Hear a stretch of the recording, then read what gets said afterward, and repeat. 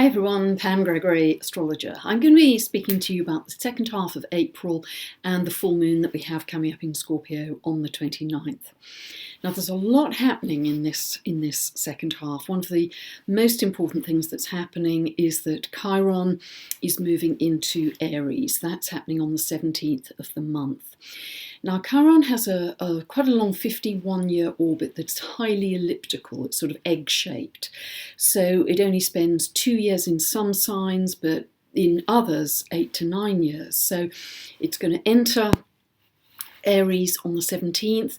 It's going to backtrack a little bit into the end of Pisces between October and for a few months, 3 or 4 months, but then going to stay in Aries all the way through to April 2027. So it's a long time.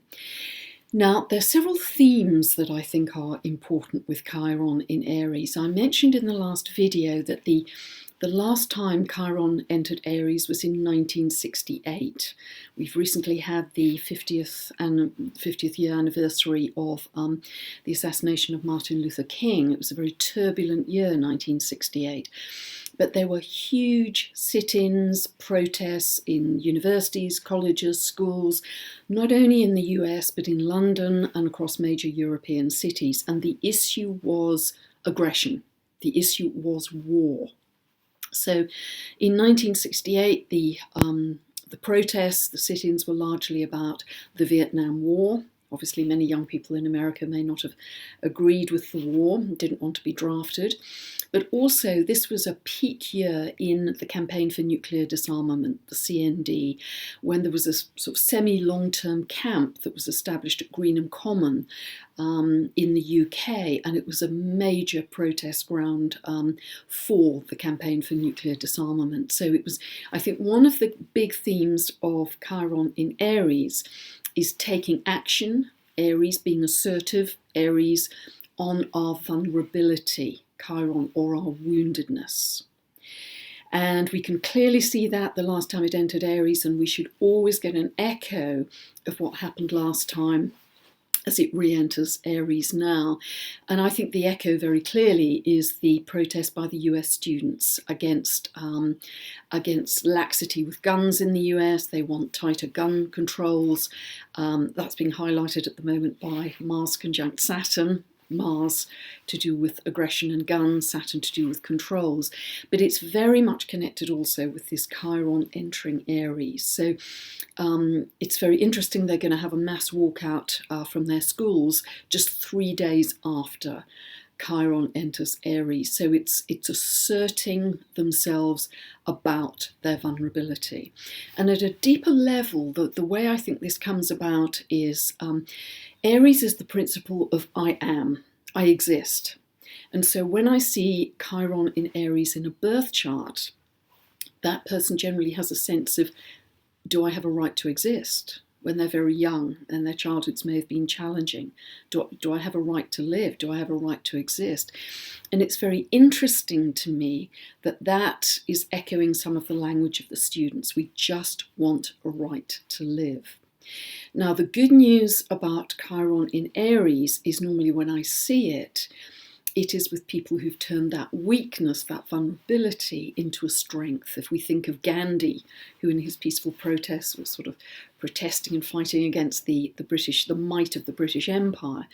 So this is how we can use it. Wherever Chiron sits in your chart, it's about turning a weakness into a strength.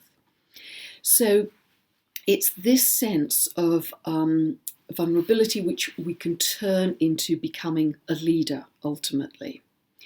Because Chiron always wants to move us upwards in our state of being, in our spiritual perspective, because it orbits, it has this erratic orbit between 3D Saturn and 4D, fourth dimensional Uranus, and it always wants to move us up. So another theme, I think, is about taking independent action, taking our own action around issues of health.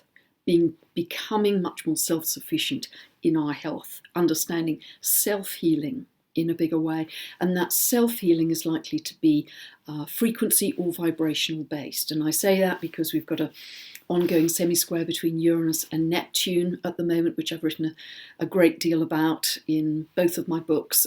That's going to continue till spring of 2019. More and more is being understood about the importance of frequency on our state of health. So I think not only is there going to be much greater interest in things like music, sound healing, that sort of thing, energy healing, but we are going to assume greater responsibility for our health, partly because in many places it's very difficult to access healthcare or it's unaffordable. So more and more we're going to be thrown back on our own resources, which can be a very good thing, because Chiron is always connected not to conventional healing but to alternative methods of healing. With Chiron also, when we have transits to our planets with Chiron, if for instance you have any planets in the early degrees of Aries, the way Chiron symbolism appears to work is either we're not very well, we're a bit poorly, think of Chiron as the wounded healer, or it can be an emotional or a psychological wounding. You know, we're being bullied, or we feel alienated from our friends, or we're fired at work. There's often a feeling with Chiron of it's just not fair. It's just not fair. Real injustice. But if we stay in the pain, that isn't getting us anywhere, because Chiron transits generally want to show us where we've outgrown people, circumstances, situations. So the message is always to move us upwards in our spiritual perspective and understanding, to enable us to move upwards in our state of being. So if you can do that, if you can see a bigger context of what is the lesson here, what is this experience teaching me, and usually it's teaching you to some degree some humility that comes into the picture, but also by accepting the situation, by surrendering to the situation, we can release some ego, and ultimately we can achieve mastery in that situation. And often if we move on from a group of people or a job or whatever, we can look back in months to come and say, do you know, that was one of the best things that ever happened to me, because it actually made me move on in who I am. So that's a very important part of Chironic themes as well. Another part, ecologically, environmentally, is we may see more fires at this time, because Uranus is about to move into Taurus. That can bring about big earth changes.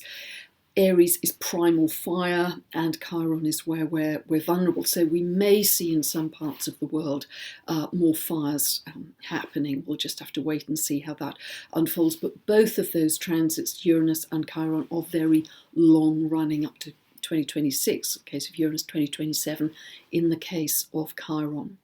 So it's very interesting. So watch if you have any planets in the cardinal signs, 1 to 2 degrees of the cardinal signs. They are Aries, Cancer, Libra, Capricorn.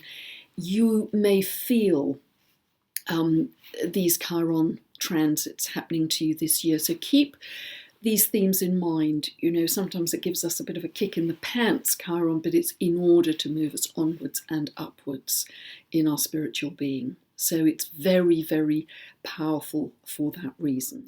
It's important if you do have planets in those early signs, early degrees rather, of the cardinal signs, because Saturn is also going to be moving from 2 degrees to 9 degrees through 2018. So if you have planets just slightly further on in Aries, Cancer, Libra or Capricorn, you're going to be aspected by Saturn. And Saturn tends to bring up a sort of frustration or a bit of a block of circumstances in order to teach us patience and in order to help us simplify and restructure that area of life.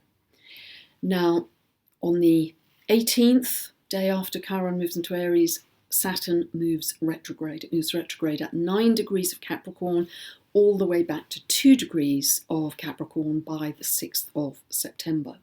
So see where those early degrees of Capricorn are falling in your chart, because that could be an area where you have to have work, simplification and restructuring.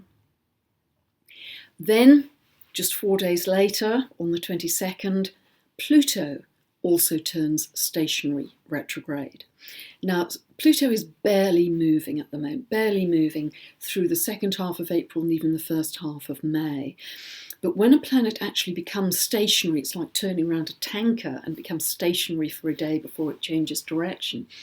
The symbolism of that planet can be emphasized. So Pluto is about power issues. So we may see a power play in the world in a big way, but be very aware also of how you use your own power, because on a one-to-one basis we can only experience somebody's power over us if we voluntarily give it away, if we play the victim. If we don't give our power away, no one in a one-to-one situation can really have power over us. So be very aware of how you're using your power and internalize your power, because power comes from our center, not by loud actions and words necessarily, but from a very strong sense of center. And I'll be coming back to this in a few moments. But there's two planets moving retrograde, and what is also very important at this time is Mars is going to be conjunct Pluto on the 26th. Now this is tremendous focus, energy, willpower. It's very dynamic. Now this is wonderful for really focusing on a project, gives laser beam focus because so much energy is poured into it. So see where 21 of Capricorn is falling. These are all falling very close to each other. So it's going to be a very active area for you in your chart, the Capricorn area. By the way, if you don't know where these fall in your chart, just check out the link above. That will take you to my store to get a two-part video series which will explain what this means for you, and any update I ever do also means for you. Very simple to follow. So, so wherever this falls, use it very powerfully, because really for the last week in the month, Mars is going to be conjunct Pluto. It's exact, as I say, on the 26th. And really for that last whole week in the month, Mars is going to be activating the Uranus-Pluto square that I've spoken so much about in the last few years, and it's still operational now. So this is tremendously yang energy, dynamic, forceful, power play, etc. And also by the end of the month, the last 3 days in the month, Uranus is actually at 29 degrees of Aries. Now, that is the critical degree. Any 29 degree point is known as the critical degree of that sign. And it usually brings up the more kind of shadow sides of the sign. So if we think of Aries, what are the shadow sides? It could be aggression or impulsivity or strong assertion, rushing on, acting before we really think things through. So be very aware of that in these last 3 days of the month particularly, but really that last week of the month.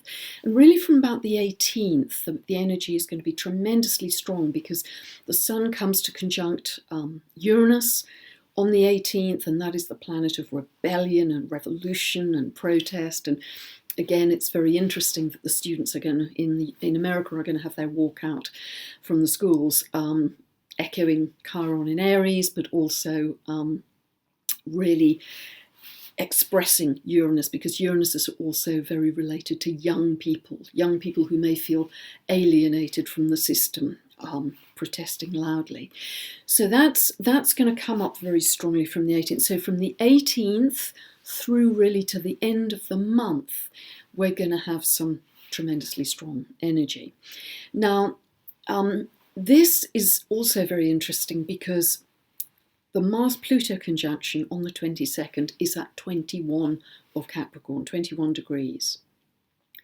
Now, if we look to our next big peak, astrologically, that is in January 2020. There's a very, very important conjunction between Saturn and Pluto in January 2020 at 22 degrees of Capricorn. So this conjunction between Mars and Pluto in April is only 1 degree away from the one we're having between Saturn and Pluto in Jan 2020. So what this period may be about is showing us some glimpses of what might be coming up as themes for us in 2020. So I think what is very useful with astrology is the ability to know what's coming and to use these planetary energies in the most positive way. So because this is such strong yang energy, use it for action, use it for doing, use it for focus to really start to propel projects through, despite the fact that Saturn and Pluto are going to be moving retrograde from the 18th and the 22nd respectively. It is a turning in on our power and making sure we're doing things very, very thoroughly. Then we have the full moon. We have the full moon at 9 degrees 38 minutes of Scorpio, and this happens on the 29th at 5:58 p.m. Pacific, and it happens the next day, 30th, at 1:58 a.m. That's UK time. So 9 degrees 38 of Scorpio. Now a full moon is always when emotions tend to come to the surface. They rise. They come to the surface particularly for release.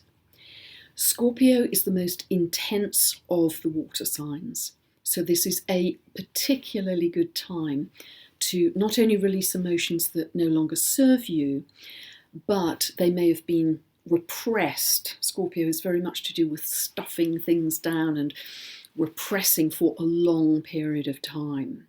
So this can be a fantastic time to release fear, to release anxiety, anything around survival issues, because Scorpio and Pluto are quite related to survival issues, to release any fear and anxiety around that particularly.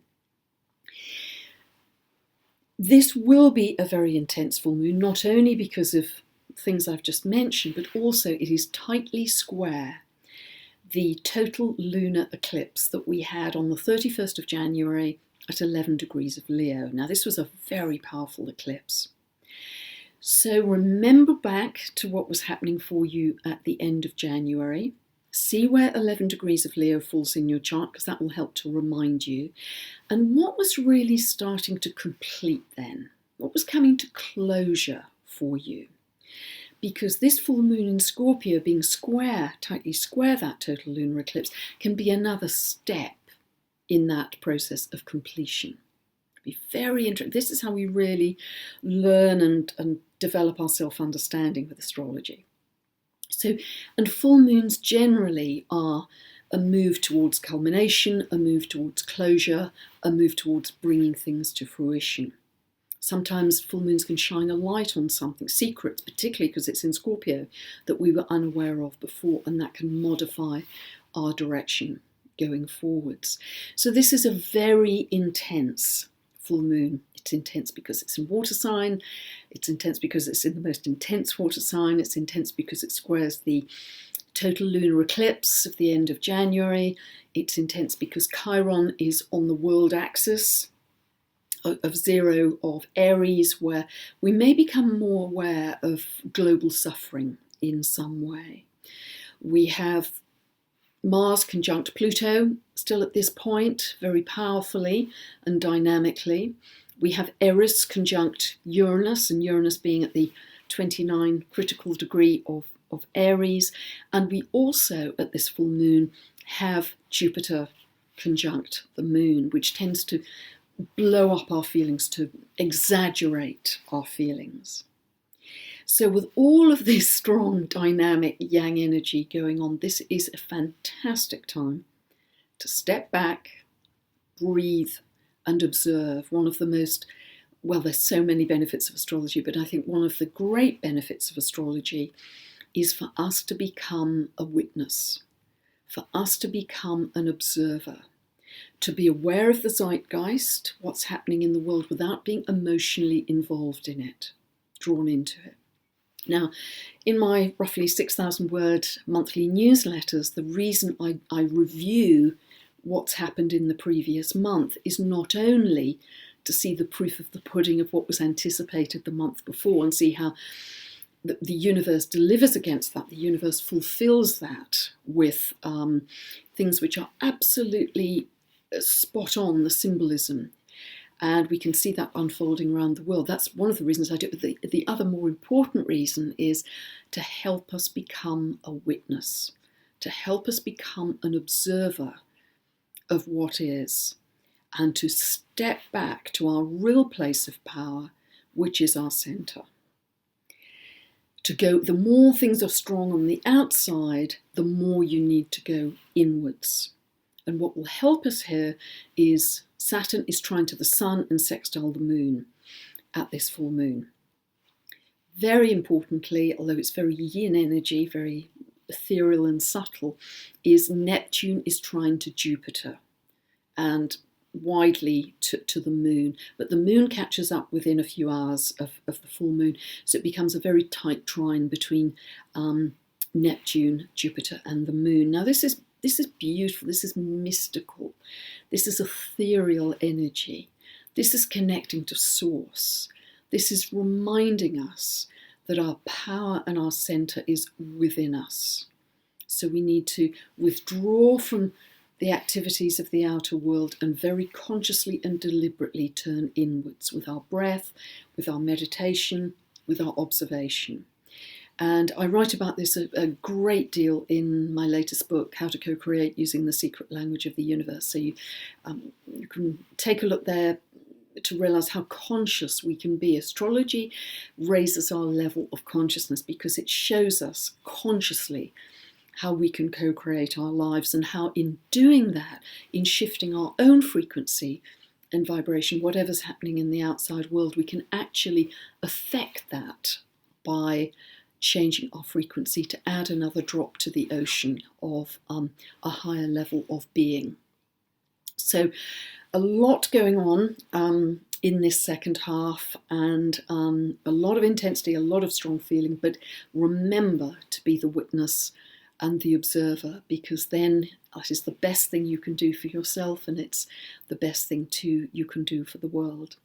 So thank you so much for listening. If you want more detail, I go into much more detail in my monthly newsletters, where I can just cover a lot more than I can ever say in the videos. You just subscribe to any page on my website, and that will come out usually the last day of each month. So enjoy this full moon in Scorpio, enjoy the strong energy, but step back from assertiveness. Really remember to step back whenever you feel impulse towards assertion. Just step back and be mindful before you act. Thank you so much for listening, and have a wonderful full moon in Scorpio on the 29th. Bye for now.